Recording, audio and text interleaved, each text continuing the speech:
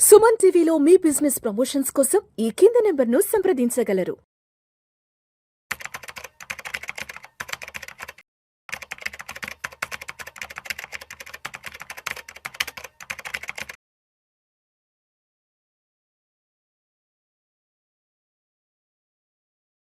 నమస్తే, welcome to Suman TV. నేను విష్ణు. ప్రస్తుతం నాతో పాటు సీనియర్ ఫైనాన్షియల్ ఎక్స్పర్ట్ కె బ్రహ్మచారి గారు ఉన్నారు.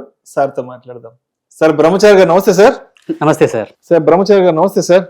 నమస్తే సార్. బ్రహ్మచారి గారు, ఈ వీడియోలో కాస్త ఎక్స్క్లూజివ్ గా stock market versus mutual fund అనే దాని గురించి మాట్లాడుకుందాం. సో ఎవరైతే ఈ వీడియో ఫస్ట్ టైం చూస్తున్నారో, ఒక బిగినర్ లెవెల్లో ఎవరైతే చూస్తున్నారో, ఎవరైతే ఈక్విటీ మార్కెట్స్ ఇన్వెస్ట్ చేద్దాం అనుకుంటున్నారో, లేదంటే ఎవరైతే మ్యూచువల్ ఫండ్స్ ఇన్వెస్ట్ చేద్దాం అనుకుంటున్నారో, సో మార్కెట్లోకి కొత్తగా వచ్చే వాళ్ళ కోసంగా ఈ వీడియోలో మాట్లాడుకుందాం. అసలు స్టాక్ మార్కెట్ అంటే ఏంటి, స్టాక్స్ అంటే ఏంటి, అదేవిధంగా మ్యూచువల్ ఫండ్స్ అంటే ఏంటి అసలు? ఓకే సార్, మంచి క్వశ్చన్ అండి విష్ణు గారు. ఇప్పుడు మనం ఫస్ట్ స్టాక్ మార్కెట్ అంటే ఏంటి దాని గురించి తెలుసుకుందామండి. ఓకేనా? సో ఇప్పుడు మీరు ఇంట్లో ఒక పూలు కొందామని వెళ్తారు. సో పూలు కొందామంటే మీరు ఎక్కడికి వెళ్తారు? బజార్కి వెళ్ళి పూల మార్కెట్కి వెళ్తాం. బజార్ పూల మార్కెట్కి వెళ్ళిన తర్వాత మీకు అక్కడ రకరకాల పూలు ఉంటాయి. చామంతి ఉంటుంది, మల్లె ఉంటుంది, అన్నీ ఉంటాయి. సో అలాగే మీరు ఒక ఫిష్ మార్కెట్కి వెళ్తే అక్కడ మీకు రకరకాల ఫిషెస్ అన్ని కూడా ఉంటాయి అన్నమాట. అలాగే మనకు స్టాక్ మార్కెట్లో కూడా రకరకాల స్టాక్స్ ఉంటాయి. ఈ మార్కెట్లో ఏంటంటే ఒకరు బయ్యర్ ఉంటారు, ఒకరు సెల్లర్ ఉంటారు. సెల్లర్ అనే వాళ్ళైతే ఎవరైతే అమ్ముతున్న వాళ్ళు వాళ్ళని సెల్లర్ అంటారు. మనం కొనుక్కుంటాం కాబట్టి మనం వాళ్ళని సెల్లర్ అంటాం, బయ్యర్ అంటాం కదండి. సో ఇక్కడ మనం స్టాక్స్ కొంటాం కాబట్టి this is called stock market అనమాట. ఈ స్టాక్ మార్కెట్లో ఎలా ఉంటుందంటే ఎవరికైతే నాలెడ్జ్లో ఉన్న వాళ్ళు వాళ్ళే స్టాక్ మార్కెట్లో ఇన్వెస్ట్మెంట్ చేస్తారు. సో అంటే ఆ కంపెనీ స్క్రిప్ట్ ఎలా ఉంది, ఈ కంపెనీలో నిఫ్టీ 50లో ఉందా ఈ కంపెనీ, సో ఇది రిటర్న్స్ ఎలా ఇస్తుంది, ఇవన్నీ ఎవరు చూసుకుంటారంటే ఆ పర్సన్ ఎవరైతే ఇన్వెస్ట్మెంట్ చేస్తారో ఈ పర్సన్ అనేది చూసుకోవాల్సి ఉంటుందండి ఈ స్టాక్ మార్కెట్లో. వేరాజ్ మ్యూచువల్ ఫండ్లో అంటే మ్యూచువల్ ఫండ్ ఏంటంటే it's a pool of money. అంటే ఎవరికైతే మ్యూచువల్ ఫండ్లో నాలెడ్జ్ అంటే స్టాక్ మార్కెట్ ఇన్వెస్ట్మెంట్స్ నాలెడ్జ్ లేని వాళ్ళు ఏం చేస్తారు అంటే ఈ మ్యూచువల్ ఫండ్లో ఇన్వెస్ట్మెంట్ చేస్తారండి మెయిన్లీ. ఈ మ్యూచువల్ ఫండ్లో ఏం చేస్తున్నారు అంటే ఈ మ్యూచువల్ ఫండ్లో ఇన్వెస్ట్మెంట్ చేసింది ఫండ్ మేనేజర్ అనేది అతను మీ ఫండ్ అనేది మేనేజ్ చేస్తాడు. ఇతను చేసినందుకు గాను అతనికి ఏదో చార్జ్ చేసేసుకొని మీకు రిటర్న్స్ అనేది ఎన్ఏవే రూపంలో మీకు ఈ అమౌంట్ అనేది ఇస్తానండి. సో ఇప్పుడు ఎగ్జాంపుల్ ఒక పర్సన్ ఉన్నాడు, అతనికి స్టాక్ మ్యూచువల్ ఫండ్లో ఇన్వెస్ట్మెంట్ చేద్దాం అనుకుంటున్నాడు. సో ఇక్కడ వాళ్ళకి రెండు రకాలు ఉంటాయండి. ఒకటి ఏమంటే డెట్ మార్కెట్ ఒకటి ఉంటుంది, ఒకటి ఈక్విటీ మార్కెట్ ఒకటి ఉంటుంది. ఈ డెట్ మార్కెట్కి ఈక్విటీ మార్కెట్ మీకు చిన్న ఒక ఎగ్జాంపుల్ చెప్తాను. మీరు ఈ బాటిల్ ఉందండి, ఈ ఒక బాటిల్ మీరు మ్యానుఫ్యాక్చరింగ్ చేద్దాం అనుకుంటున్నారు, మీ దగ్గర డబ్బులు లేదు.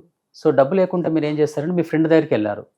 సో ఇది ప్రోడక్ట్ నేను స్టార్ట్ చేద్దాం అనుకుంటున్నాను, మీరు నాకు కొంచెము పార్ట్నర్షిప్ అని ఇవ్వండి, లేదా నేను మీకు ఇంట్రెస్ట్ అన్న పే చేస్తాను అని అనుకున్నాం. సో ఇతనికి మార్కెట్ మీద నాలెడ్జ్ లేదు కాబట్టి నేను మీకు ఇంట్రెస్ట్గా అమౌంట్ ఇస్తాను, ఒక 5 lakh rupees అమౌంట్ అనుకుందాం.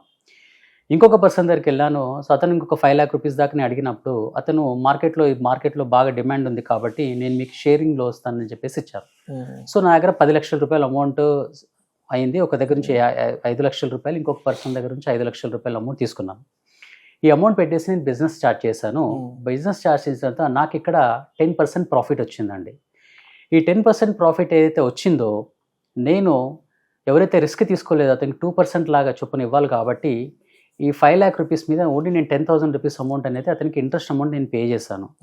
వేరాజ్ ఈ నెక్స్ట్ 5% దగ్గర ఏదైతే తీసుకున్నానో ఇతనికి నేను 10% మనము ఏదైతే ప్రాఫిట్లో షేర్ ఇస్తాను కాబట్టి ఇతనికి నేను 50,000 రూపాయలు ఇవ్వడం జరిగింది. సో ఇక్కడ ఏంటంటే ఇతను రిస్క్ తీసుకున్నాడు కాబట్టి ఇతనికి మన ఎక్కువ రిటర్న్స్ ఇచ్చాయి. ఇక్కడైతే రిస్క్ తీసుకోలేదు అతనికి మనము నామినల్ రిస్క్ ఇస్తుంది అనమాట.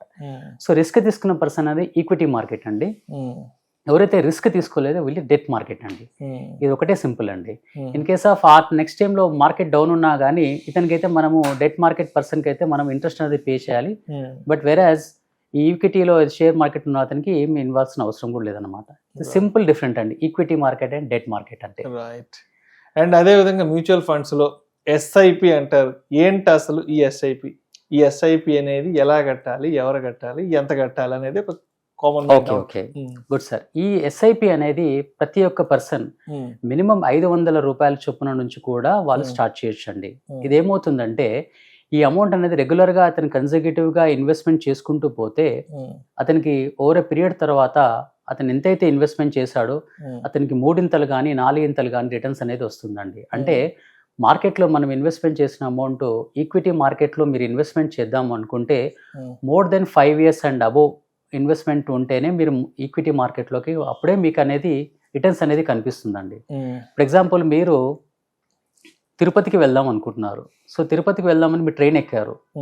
సో అంటే ఎగ్జాంపుల్ ఏంటంటే ఒక గోల్, మీ పిల్లల్ని ఒక 1 crore rupees వరకు మీ అక్యుమిలేషన్ చేద్దాం అనుకుంటున్నారు. కానీ మధ్యలోనే మీరు దాన్ని మీరు విత్డ్రాల్ చేస్తారనుకోండి, మీ గోల్ మీరు రీచ్ అవుతారా? లేరు.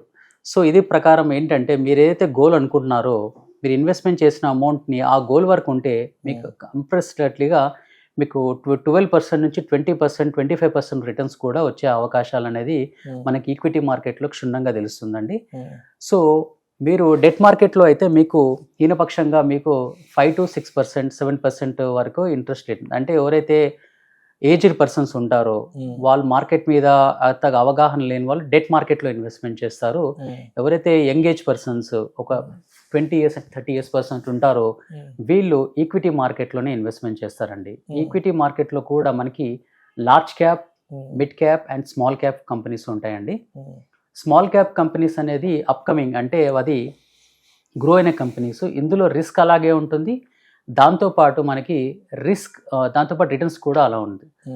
సో చాలా మంది భయపడతారు మార్కెట్ రిస్క్ అనేది ఏంటి అంటే మార్కెట్లో రిస్క్ అనేది ఎప్పుడైతే మనం డబ్బు తీసుకున్న టర్మ్లో మన ఫండ్ వాల్యూ తక్కువ ఉంటే దాన్ని మాత్రమే రిస్క్ అంటారండి. రిస్క్ అనేది మార్కెట్ అప్స్ అండ్ డౌన్స్ అనేది కామన్, మీకు తెలిసిన విషయం అది. రిస్క్ అనేది ఏంటంటే ఎప్పుడైతే మీరు డబ్బు తీసుకునేటప్పుడు మార్కెట్ డౌన్ నుండి మీ ఫండ్ వాల్యూ తక్కువ ఉన్నప్పుడే దాన్ని రిస్క్ అంటారు. మిగతా టైంలో రిస్క్ అనేది it's not a absolute risk. So ఈ విధంగా మనము కంటిన్యూగా 5 years అండ్ అబోవ్ ఇన్వెస్ట్మెంట్ చేసిన వాళ్ళకి మార్కెట్ మాత్రం మంచి లాభాలు మాత్రం ఇచ్చిందండి. 13%, 15%, 25%, 30% రిటర్న్స్ కూడా ఇచ్చిందండి. ఇది అండి. అండ్ అదేవిధంగా ఇంకొక కామన్ డౌట్ ఏంటంటే ఇప్పుడు మ్యూచువల్ ఫండ్స్ లో ఎస్ఐపితో పాటు, అంటే ఎస్ఐపి అంటే ప్రతి నెల మన క్రమబద్ధంగా ఇన్వెస్ట్మెంట్ 500, 1000 రూపాయలు ఎంతైనా కావచ్చు. అదేవిధంగా ఇప్పుడు లంసమ్ ఉంది కదా, ఇప్పుడు లంసమ్ ఇన్వెస్ట్మెంట్ అనేది అంటే మినిమం ఎంత లంసమ్ ఇన్వెస్ట్మెంట్ చేసుకుంటే మనకు ఒక మంచి రిటర్న్స్ వచ్చే అవకాశం ఉందంటారు? అంటే మినిమం లంసమ్ ఎంత, మాక్సిమం లంసమ్ ఎంత పెట్టుకోవచ్చు మనం? ఇక్కడ మీరు చూసుకుంటే లంసమ్ అనేది మినిమం మనము 5,000 rupees అమౌంట్ కూడా మన లంసమ్ అమౌంట్ కిందకే వస్తుందండి.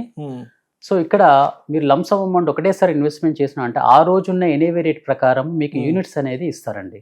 ఫర్ ఎగ్జాంపుల్ మీరు ఒక ఎన్ఎఫ్ఓ స్టార్ట్ అయింది, మీరు 10 రూపాయల చొప్పున మీరు 1 కోటి రూపాయలు ఇన్వెస్ట్మెంట్ చేశారనుకోండి, మీకు అక్కడ 1,00,000 యూనిట్స్ వస్తాయండి. ఎప్పుడైతే ఈ ఎన్ఏవి రేట్ అంటే నెట్ అసెట్ వాల్యూ అయితే స్టాక్లో మీరు కొన్న నెట్ అసెట్ వాల్యూ 11 రూపాయలు అయినది అనుకోండి, మీ అమౌంట్ కాస్త 1 crore కాస్త 1 crore 10 lakh rupees అమౌంట్ అవుతుందండి. సో అలాగా కీప్ ఆన్ ఇంక్రీజింగ్ అనేది ఈ మ్యూచువల్ ఫండ్లో అనేది ఉంటుందండి. రైట్. అండ్ అదేవిధంగా మ్యూచువల్ ఫండ్స్లో ఎస్టీపీ అంటారు. ఏంటి అసలు ఎస్టీపీని ఎలా వర్కౌట్ చేసుకోవాలి, ఇది ఎలా ఎగ్జిక్యూట్ అవుతుంది? ఎగ్జాక్ట్లీ అండి. ఎస్టీపీ అంటే ఇది సిస్టమాటిక్ ట్రాన్స్ఫర్ ప్లాన్ని మనము ఎస్టీపీ అంటామండి. అంటే ఇప్పుడు అతని దగ్గర ఒక పర్సన్ దగ్గర 1 కోటి రూపాయల అమౌంట్ ఉందండి, బట్ అతనికి మార్కెట్ ఎలా ఉంటుందో తెలియదు, భయపడుతూ ఉంటాడు. సో ఇది ఈ పర్సన్ అనేది డెట్ మార్కెట్లో ఫస్ట్ ఇన్వెస్ట్మెంట్ చేసేసి ఎవ్రీ మంత్ ఈక్విటీ మార్కెట్లోకి ఈ అమౌంట్ అనేది ప్రపోర్షనేట్గా అంటే 10,000 rupees మంత్లీ లాగా ఎవ్రీ మంత్ అనేది ఇక్కడికి ఈ అమౌంట్ నుంచి డెట్ మార్కెట్ నుంచి ఈక్విటీ మార్కెట్కి ఆటోమేటికల్గా సిస్టమే దీన్ని ట్రాన్స్ఫర్ చేస్తూ ఉంటుందండి. దీనివల్ల ఏమవుతుందంటే డెట్ మార్కెట్లో అతనికి లాభాలు ఈ 5%, 6% ఏదైతే లాభాలు ఇది వస్తుంది. దాంతోపాటు ఈక్విటీ మార్కెట్లో ఇతనికి రూపీ యావరేజ్ కాస్టింగ్ మాదిరి, అంటే ఇతను డిఫరెంట్ రేట్లో ఇతని ఈ యూనిట్స్ అనేది పర్చేస్ చేస్తాడు. దీనివల్ల అతనికి రూపీ యావరేజ్ కాస్టింగ్ ప్రకారము ఇతనికి అమౌంట్ కూడా పెరుగుతుందండి. దీన్ని మనం ఎస్టీపీ అంటామండి, systematic transfer plan. And mutual funds అనగానే గుర్తొచ్చేది మరొక పెద్ద మోడ్ ఏంటంటే ఎస్డబ్ల్యూపీ. ఏంటి అసలు ఈ ఎస్డబ్ల్యూపీ, దీన్ని ఎలా యాక్టివేట్ చేసుకోవాలి? అంటే ఎస్డబ్ల్యూపీ అనేది ఏదైనా ఒక అంటే విత్డ్రాల్ మోడా, లేదంటే ఎస్డబ్ల్యూపీ ఏదైనా ఇది ఏదైనా ఒక స్పెషల్ ప్రోడక్ట్ అంటూ కూడా రీసెంట్ గా దాన్ని ఒక స్పెషల్ ప్రోడక్ట్ అనుకున్నారు. ఓకే మాకు ఎస్ఐపి వద్దు, మాకు లంసం వద్దు, మాకు డైరెక్ట్ ఎస్డబ్ల్యూపీ కావాలని అడుగుతున్నారు. సో ఏంటి వాట్ ఎస్డబ్ల్యూపీ ఇక్కడ? ఎస్డబ్ల్యూపీ ఏంటి అంటే సిస్టమాటిక్ విత్డ్రాల్ ప్లాన్ ని మనము ఎస్డబ్ల్యూపీ అంటారండి. అంటే ఇప్పుడు ఎగ్జాంపుల్ ఒక రిటైర్డ్ పర్సన్ ఉన్నాడు, సో ఇతనికి ఒక రిటైర్మెంట్ అమౌంట్ 1 కోటి రూపాయలు వచ్చింది. సో ఇతనికి రెగ్యులర్ గా అతనికి ఇన్కమ్ కావాలి కాబట్టి ఇతను ఎస్డబ్ల్యూపీలో ఇన్వెస్ట్మెంట్ చేసినప్పుడు మీరు ఒక గుర్తుంచుకోవాలండి, మనం ఇన్వెస్ట్మెంట్ చేసిన అమౌంట్ దాంట్లో మనము 1% కానీ 1.5% మాత్రమే తీసుకుని ఉంటే మన క్యాపిటల్ అనేది కూడా తగ్గకుండా అతనికి రావాల్సిన అమౌంట్ రెగ్యులర్గా అతనికి ఎవ్రీ మంత్ అనేది ఈ అమౌంట్ అనేది పడుతూ ఉంటుంది.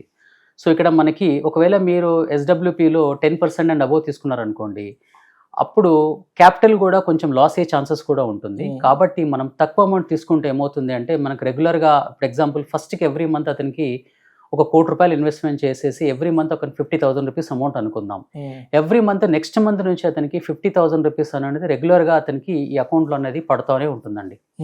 పడుతూనే ఉంటుంది. ఈ ₹1,00,00,000 కాస్త ఇది కూడా ఒక 11% లాగా గ్రో అని చూసుకున్నా కానీ ₹1,11,00,000 ₹1,20,00,000 దాకా ఉంటుంది. అంటే ఈ అమౌంట్ తీసుకున్నాక కూడా ఈ అమౌంట్ అనేది పెరుగుతూ ఉంటుందండి. ఇది ఏంటంటే రిటైర్డ్ పర్సన్స్కి వాళ్ళకి ఇది చాలా ఉపయోగపడుతుందండి SWP. Right sir. Thank you sir. Thank you so much బ్రహ్మచారి గారు. సో ఎవరైతే బిగినర్ లెవెల్లో ఇటు స్టాక్ మార్కెట్ ఇన్వెస్ట్మెంట్స్లో కానీ అదేవిధంగా మ్యూచువల్ ఫండ్ ఇన్వెస్ట్మెంట్స్లోకి వద్దామనుకుంటున్నారు, ఎస్ అటువంటి వాళ్ళకి అసలు బేసిక్గా మ్యూచువల్ ఫండ్స్ గురించి, స్టాక్ మార్కెట్ గురించి ఎటువంటి విషయాలు తెలుసుకోవాలి అనే దాని గురించి చాలా చక్కగా తెలియజేసి thank you so much sir. Thank you sir.